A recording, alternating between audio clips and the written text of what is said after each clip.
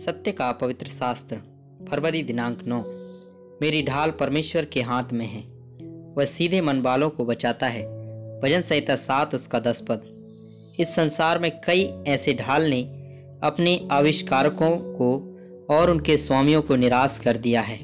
कुछ महीने पहले उस भयानक दिन के दौरान जब हमास के आतंकियों ने इजराइल की भूमि पर सैकड़ों मिसाइलें दागी, यह एक बड़ा झटका था कि इजराइल का इतना प्रशंसित और प्रसिद्ध आयरन डोम भी सभी मिसाइलों को रोकने में विफल रहा, जिसके कारण सैकड़ों इजरायली नागरिकों की जान चली गई।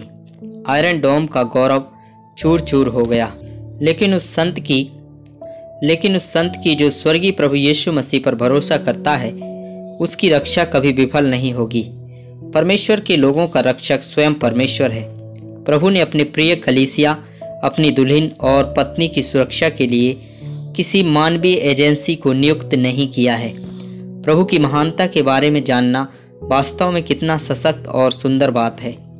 प्रभु प्रत्येक परिस्थिति में अपने लोगों का आश्रय थे।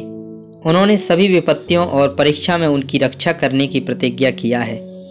जब यहोवा के शत्रु पलिश्ती इजरायलियों के विरुद्ध युद्ध करने आए, तब इजराइल की सारी सेना पराक्रमी गोलियत के सामने कांप रही थी। वह केवल 13 वर्ष का एक छोटा लड़का था जो विशाल के विरुद्ध खड़ा हुआ और उसने विशाल को हरा दिया।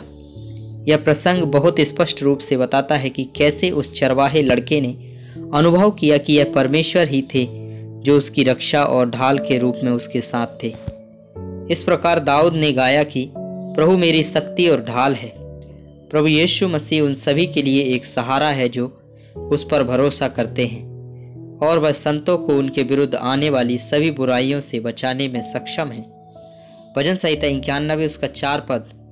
वह तुझे अपने पंखों की आड़ में ले लेगा और तू उसके पैरों के नीचे शरण पाएगा। उसकी सच्चाई तेरे लिए ढाल और झिलम ठहरेगी।